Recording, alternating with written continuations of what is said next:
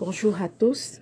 Alors nous revenons avec la suite des protocoles pour posséder l'année 2023. Comme je vous ai dit, on a reçu plusieurs protocoles et parmi les protocoles, le quatrième protocole que nous allons voir aujourd'hui, ça concerne les sources de revenus prophétiques pour 2023. L'Éternel nous a parlé de certaines sources de revenus prophétiques qui vont apporter la provision divine, la provision surnaturelle dans la vie de ses enfants en 2023. Il faut savoir que ceci est prophétique. C'est la raison pour laquelle on ne peut pas juste parler de ça un peu partout, n'importe comment. Il faut que tu aies suivi le cheminement depuis le départ pour comprendre ce qui va suivre, pour vraiment rentrer dans la révélation de ce qu'on va t'expliquer tout à l'heure, de ce qui va suivre. Je prie vraiment que le Saint-Esprit t'aide à pouvoir comprendre ceci, à faire corps avec et appliquer cela dans ta vie.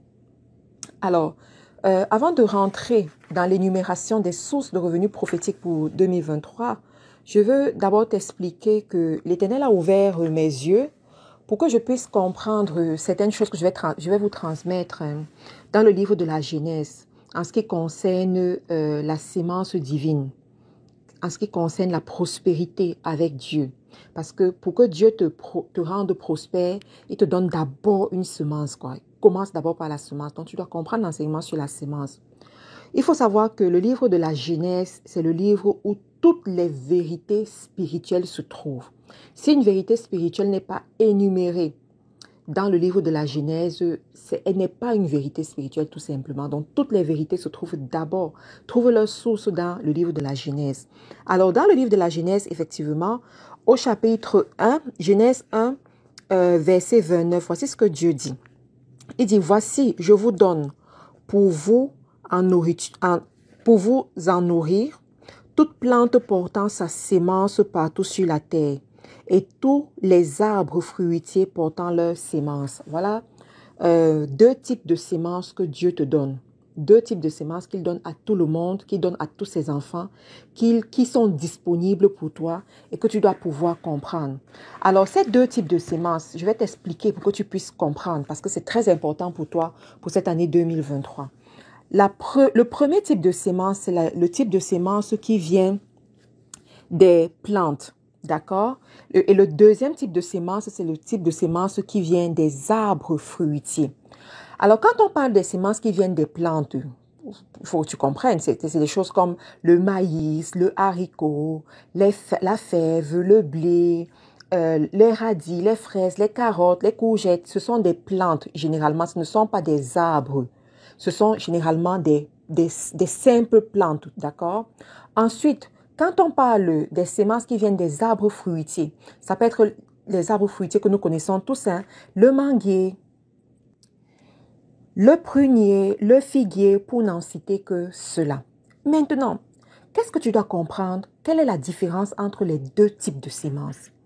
Quand tu prends les plantes, tu vas te rendre compte que les plantes, comme ce que nous avons cité, le maïs par exemple, ce sont des sémences qui vont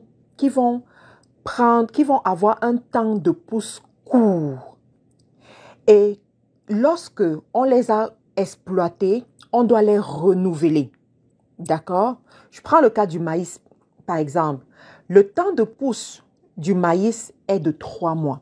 Ça veut dire quoi? Lorsque tu fais germer le grain de maïs, c'est après 3 mois. En d'autres termes, après 100 jours, voire même 120 jours pour ceux qui vont prendre un peu plus de temps. Donc, à peu près 3 mois. C'est après 3 mois que tu t'attends à voir ce maïs-là produire des épis de maïs.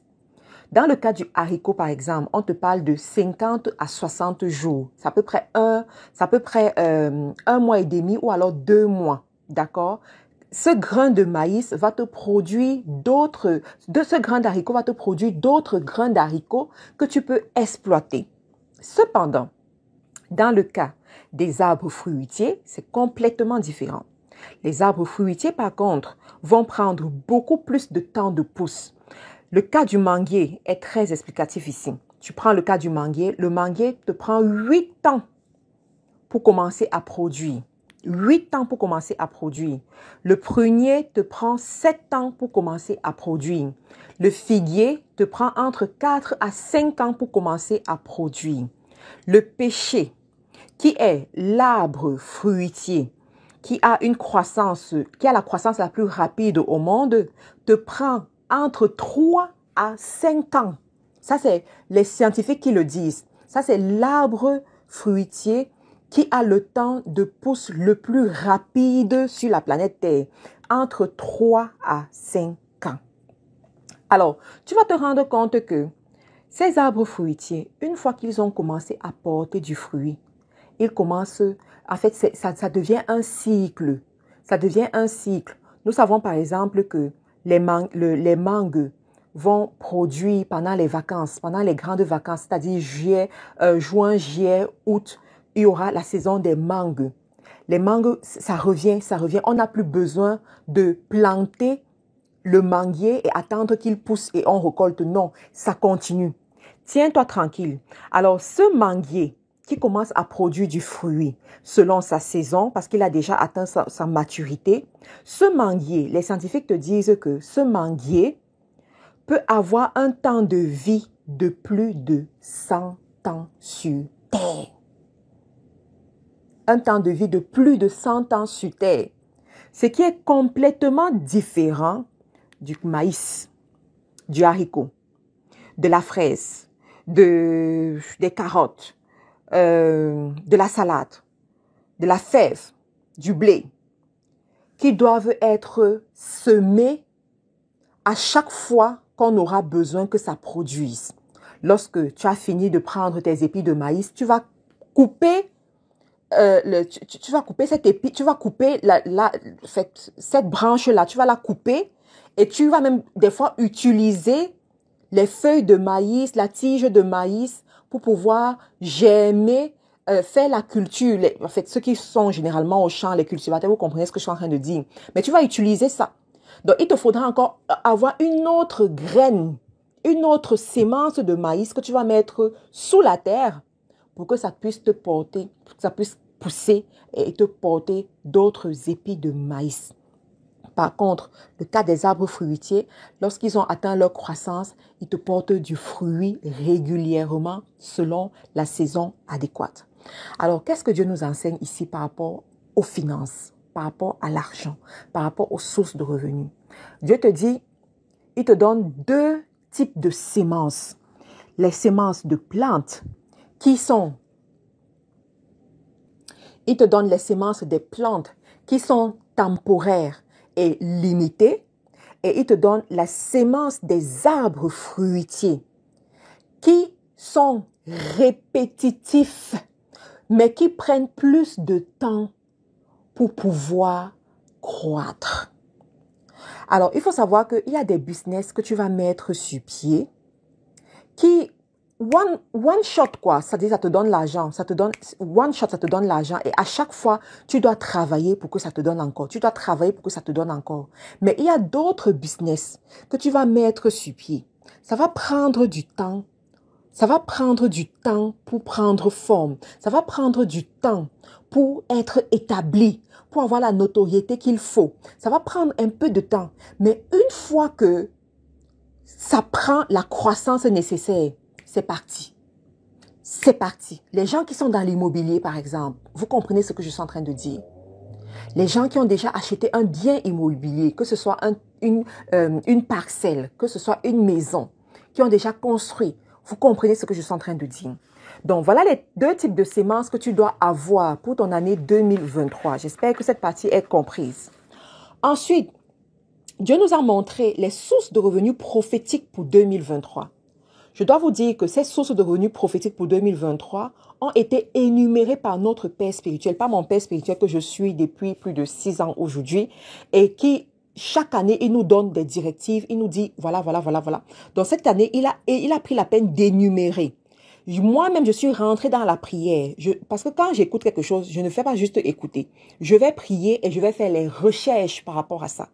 Donc, je suis rentrée dans la prière, j'ai prié et Dieu m'a donné la conviction. J'ai fait des recherches pour voir la tangibilité de ces directives-là également. C'est sûr que c'est prophétique. Ça a son côté prophétique.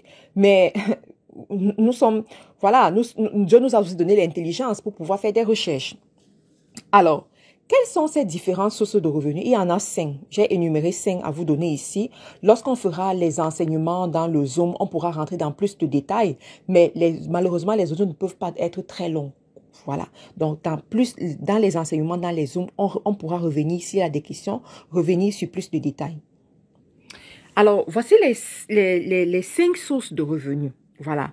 La première, ce sont les entreprises contractuelles. Contracting firm, voilà. Ce sont des entreprises où vous allez beaucoup travailler avec l'État, les multinationales et les ONG. Alors, il y en a qui travaillent déjà dans ce secteur et il y en a qui vont rentrer dans ce secteur en 2023. Vous allez voir quelles sont les offres que ces 3 entités font régulièrement et vous allez vous positionner pour pouvoir satisfaire ces offres-là. La deuxième source de revenus, ce sont les entreprises d'approvisionnement, supply companies, les entreprises d'approvisionnement. Alors, quand on parle d'entreprises d'approvisionnement ici, il y a des domaines d'approvisionnement qui portent plus que d'autres. L'approvisionnement en termes de matériel d'agriculture, tout ce qui concerne l'agriculture, que ce soit des engrais, que ce soit les machines, que ce soit les cultures, les semences, voilà. On a l'agroalimentaire. Tout ce qui concerne l'agroalimentaire, ça peut être du sucre, ça peut être l'huile végétale, ça peut être l'huile d'olive, par exemple. Tout ce que vous pouvez imaginer qui rentre dans l'agroalimentaire. Ça peut même être juste les aliments pour bébés, les aliments pour enfants, voilà. Se positionner comme entreprise d'approvisionnement. On n'est pas en train de vendre ici à des particuliers, mais on est en train de se positionner comme distributeur, en fait. Ensuite, les accessoires scolaires, les accessoires culinaires, tout ce qui est textile, tout ce qui rentre dans le domaine de la textile également, se positionner pour approvisionner ceux qui utilisent ces accessoires, qui utilisent ces matériaux en grande quantité. Troisième source de revenus prophétiques pour 2023, consulting business and coaching, c'est-à-dire les entreprises de coaching et de consultation, ceux qui sont des coachs et des consultants. Et ça, c'est un domaine extrêmement important. Toutes les études le montrent, extrêmement important. Ça veut dire quoi? Tous ceux-là qui vont se positionner dans le coaching, dans le business, faites l'effort, dans le coaching, la consultation, faites l'effort, les formateurs aussi, d'avoir une entreprise enregistrée et visez grand, voyez grand. Ne vous limitez pas seulement à faire les choses avec 2 personnes, avec 3 personnes, mais allez encore plus grand parce que c'est la saison. Cherchez les partenariats avec d'autres entreprises qui ont besoin de vos services. Cherchez les partenariats avec les États qui ont besoin de vos services. Cherchez les partenariats avec les ONG qui ont besoin de vos services. Ne vous limitez pas seulement dans un seul pays parce que la moisson est abondante. Et il y a des recommandations. Dieu a dit ici, voici je vous donne pour vous en nourriture toute plante portant sa sémence partout sur la terre. Partout sur la terre, ça veut dire quoi? C'est la domination. Il faut aller partout sur la terre. Donc, on a dit coaching et consulting. Quatrième source de revenus prophétique pour 2023, le secteur de l'énergie. Le secteur de l'énergie. Et moi, j'ai posé la question au Saint-Esprit, pourquoi tu parles de l'énergie? Pourquoi tu parles de l'énergie? Il m'a dit, et voici ce qu'il m'a donné. Donc, il m'a renvoyé dans le livre de Genèse, Genèse 1, à partir du verset 14 jusqu'au verset 16, où Dieu parle de 2 grands luminaires. Il m'a dit, il ne peut pas avoir de construction sans lumière, sans énergie. L'énergie rentre partout. Et ceux qui font l'énergie passent par le bâtiment. Et l'une des portes d'entrée du secteur de l'énergie, du grand secteur de l'énergie, c'est le bâtiment. Et il m'a dit, ça commence par les petites choses. Ça commence par les petites choses. Tu peux approvisionner un matériel pour installer le système énergétique dans une maison, dans des entreprises. Tu peux travailler comme contractuel dans les entreprises qui fournissent l'énergie dans ton pays, parce que ces entreprises-là ne font pas tout. Ces entreprises-là travaillent toujours avec les petites entreprises. Je prends le cas du Cameroun, par exemple, Eneo. Eneo travaille avec d'autres entreprises qui vont lui fournir soit du matériel, qui vont exécuter certaines tâches, qui vont faire des choses, quoi. Donc, ça te prend de faire des recherches. Parce que pendant que je suis en train de parler, je suis sûre que le Saint-Esprit va vous convaincre, va vous dire, voici ce que toi tu dois faire, voici le secteur où toi tu vas te positionner. Ça te prend d'aller faire des recherches et de te positionner, de rencontrer des personnes qui sont dans ce domaine-là et puis d'investir. Mais rappelle-toi, ceci est prophétique. Ceci est prophétique. Donc, il y a des choses que tu vas t'avancer. Tu seras juste guidé par les anges qui t'accompagnent. Rappelez-vous du ministère angélique que nous avons vu la dernière fois. Les anges qui vont t'accompagner, qui vont faciliter les choses et qui vont te permettre de posséder cette dimension-là. Donc, dans le secteur énergétique, il y a plusieurs niveaux. Il y a le niveau de l'approvisionnement en matériel, comme j'ai dit. Il y a le niveau des ingénieurs qui vont faire les installations, qui vont construire tous les plans, qui vont concevoir les plans et puis construire et diriger la construction de ces plans-là. Il y a également la dimension de ceux qui vont venir avec des solutions énergétiques, qui vont dire que bon, ici, voici ce qu'on utilise, mais utilisons plutôt telle autre sorte d'énergie, et puis moi, je vous approvisionne avec cette énergie-là. Donc, il y a tellement de secteurs.